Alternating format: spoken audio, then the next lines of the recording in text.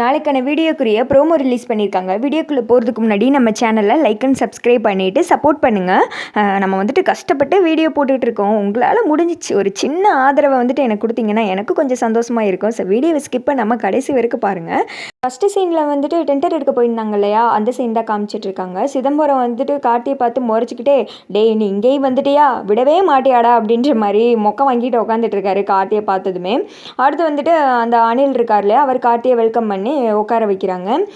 எங்கள் எம்டி உங்ககிட்ட பேசினாங்களாமே சார் அப்படின்னு சொல்லி கேட்டிருக்கா. ஆமாம், நேற்றே என்கிட்ட எல்லாத்தையும் பேசிட்டாங்க அப்படின்னு சொல்ல சிதம்பரத்துக்கு இங்கே பக்கு பக்குன்னு இருக்குது. என்ன இது, எப்போவுமே அவர் வந்துட்டு நம்மக்கிட்ட தான் இந்த மாதிரி பிஸ்னஸ் டீல்லாம் பேசுவார், தேவையில்லாமல் எதுக்கு இவங்கிட்ட பேசியிருக்காங்க அப்படின்னு சொல்லிட்டு குழப்பமாக சிதம்பரம் யோசிச்சுட்டு இருக்க. எல்லாருமே அதே மைண்ட் செட்டோட தான் பார்த்துட்டு இருக்காங்க. அப்புறம் சிதம்பரம் கேட்குறாரு, அனில் அதான் எல்லாருமே வந்துட்டாங்களே, நான் கேட்டதுக்கு நீங்கள் எந்த பதில் சொல்லவே இல்லையே, எப்பவும் போல் உங்களோட ஆல்பம் வந்துட்டு எனக்கு தரீங்களா, நம்ம கான்டாக்ட் பண்ணிக்கலாம் அப்படின்ற மாதிரி பேசிக்கிட்டு இருக்கேன்.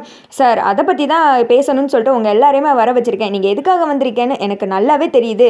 நாங்கள் வந்துட்டு இந்த வட்டம் பண்ணுற ஆல்பத்தை அபிராமி ஆடியோ கம்பெனிக்கு கொடுக்குறதா இருக்கோம் அப்படின்னு சொல்ல சிதம்பரத்திற்கு பயங்கர எரிச்சல் ஆகிடுது. இவ்வளோ வருஷம் நம்ம பண்ணிக்கிட்டு இருந்ததை ஒரே ஒரு ஆல்பத்தை வச்சு என்கிட்டேருந்து பிடுங்கிட்டேல அப்படின்ற மாதிரி பயங்கரமாக முறைச்சி கார்த்தியை பார்த்துட்டு இருக்காங்க. தீபாக்கு இதை கேட்டதுமே ரொம்ப சந்தோஷமாயிடுது. எங்கள் எம்டி இதை பற்றி தான் நேற்றே கார்த்திக் சார்கிட்ட பேசியிருக்காங்க. அபிராமி ஆடியோ கம்பெனிக்கு தான் எங்கள் ஆல்பத்தை ஃபுல்லாக கொடுக்க சொல்லிட்டாங்க. இந்த வட்டம் அவங்க பண்ண வந்துட்டு ஆல்பம் எங்கள் எம்டிக்கு ரொம்ப பிடிச்சிருந்துச்சு. மக்கள் மத்தியிலே ஒரு நல்ல வரவேற்பு இருந்துச்சு. அந்த பொண்ணோட வயசு அவ்வளோ சூப்பராக இருந்துச்சு. அதனால் அந்த பொண்ணை வச்சே எங்களுக்கு பாடி கொடுத்துருங்க அப்படின்ற மாதிரி கார்த்திகிட்ட கேட்டுக்கிட்டு இருக்கேன். கார்த்தியும் சரின்னு சொல்லிடுறாரு. இந்த ஆல்பம் கிடைச்சதில் கார்த்திக்கு ரொம்ப சந்தோஷம்தான். பட் இந்த சைடு தீபா வந்துட்டு என்ன பேசன்னு தெரியாமல் ஸ்டன் ஆகி போய் நின்றுக்கிட்டு இருக்காங்க. அடுத்து வந்துட்டு எல்லாருமே போனதுக்கப்புறம் சிதம்பரமும் கார்த்தி பேசுகிற மாதிரி காமிக்கிறாங்க.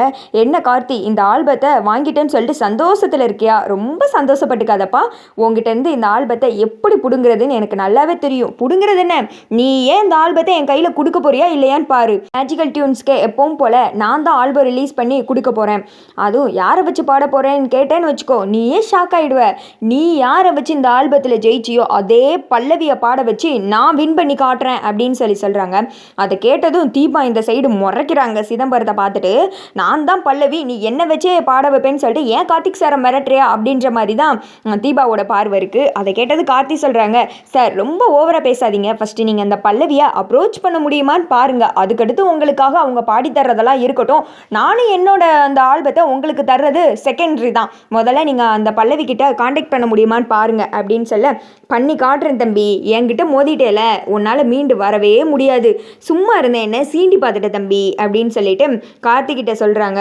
சார் முடிஞ்சா பாருங்க சார், எனக்கு ரொம்ப வேலை இருக்குது, அதாவது ஆல்பம் வேலை, நாங்கள் போய் அந்த வேலையை பார்க்கணும் சார், நான் வந்துட்டு கிளம்புறேன் அப்படின்னு சொல்ல. என்ன கார்த்தி, வர வர உன் பேச்சில் நக்கல் எல்லாம் ரொம்ப தெரியுதே, ஒரு ஆல்பம் ஜெயிச்சு ரிலீஸ் பண்ணிவிட்டு மொத்த கான்ட்ராக்டை எங்ககிட்ட இருந்து வாங்க நீ பிளான் பண்ணிட்டேல, விடவே மாட்டேன்டா, உன்னை என் காலு கீழே அடக்கி காட்டுறேன் அப்படின்னு சொல்லிட்டு சிதம்பரம் ஒரு சைடு முறைச்சிக்கிட்டு இருக்கேன். கார்த்தி அதெல்லாம் கண்டுக்காம தீபாவை கூப்பிட்டு அங்கேருந்து கிளம்பிடுறாங்க. தீபாவுக்கு சிதம்பரத்தை பார்க்க பயங்கர எரிச்சலாக இருக்குது. முறைச்சிக்கிட்டே தான் போகிறாங்க. போ தீபா, நீ தான் பல்லவின்னு எனக்கு நல்லாவே தெரியும், கார்த்திக் பின்னாடி ஒளிஞ்சுக்கிட்டா உன்னை யாரும் அடையாளம் கண்டுபிடிக்க முடியாதுன்னு சொல்லிட்டு நினைக்கிறியா? ஆனால் நீ யாருன்னு எனக்கு தெரியும், ஒன்றை வச்சே நான் இந்த ஆல்பத்தில் ஜெயிச்சு காட்டுறேன் பாரு, கார்த்திக்கு ஒன்றை வச்சே பெரிய அடியாக கொடுத்து ஒன்று அந்த வீட்டை விட்டு துரத்துறேன் அப்படின்ற மாதிரி இவரும் தீபாவுக்கு அகெயின்ஸ்ட் ஆகிடுறாரு. அடுத்து வந்துட்டு தீபாவுக்கு ஃபோன் வருது. பார்த்தா நம்ம சிதம்பரம் தான் கால் பண்ணுறாரு. தீபாவும் அட்டன் பண்ணி பேசுகிறாங்க. அவர் எடுத்தது நான் தான் சிதம்பரம் பேசுகிறேன் அப்படின்னு சொல்ல தீபா ஃபஸ்ட்டு எதுவுமே பேச மாட்டுறாங்க.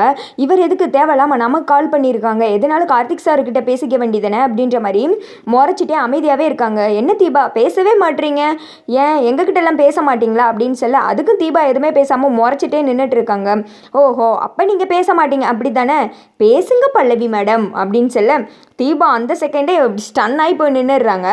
நம்ம பல்லவின்னு சொல்லிட்டு இவருக்கு எப்படி தெரியும், ஒருவேளை இதை மைண்டில் வச்சுக்கிட்டு தான் பல்லவியை பாட வைக்கிறேன்னு சொல்லிட்டு சவால் விட்டுருப்பாரோ கார்த்திக் சார்கிட்ட. ஐயோ கடவுளே, இது என்னடா புதிய பிரச்சனை அப்படின்னு சொல்லிட்டு ஒரு மாதிரி பதில் பேச முடியாமல் முழிச்சுக்கிட்டே நின்றுக்கிட்டு இருக்காங்க. சிதம்பரம் அந்த சைடு நக்கலாக நின்று சிரிச்சுக்கிட்டு இருக்காரு. அதோட பார்த்தீங்கன்னா இந்த ப்ரோமோ வந்துட்டு முடிஞ்சிருது.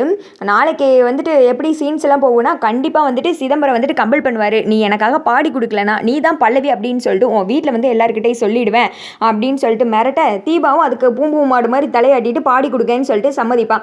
இது மூலயமா தீபாவுக்கு பெரிய ஆப்பு வரப்போகுது. இதுக்கு வந்துட்டு கதையை ஏன் தான் இப்படி கொண்டு போகிறீங்க, பேசாமல் கார்த்திகிட்ட உண்மையை சொல்லிடல அப்படின்னு தான் இருக்குது. வர வர ஸ்டோரி ரொம்ப இரிட்டேட்டிங்காக இருக்குங்க, எரிச்சலாக வருது. உங்களுக்கு என்ன நினைக்கிறீங்கன்னு கமெண்ட் பண்ணுங்கள்.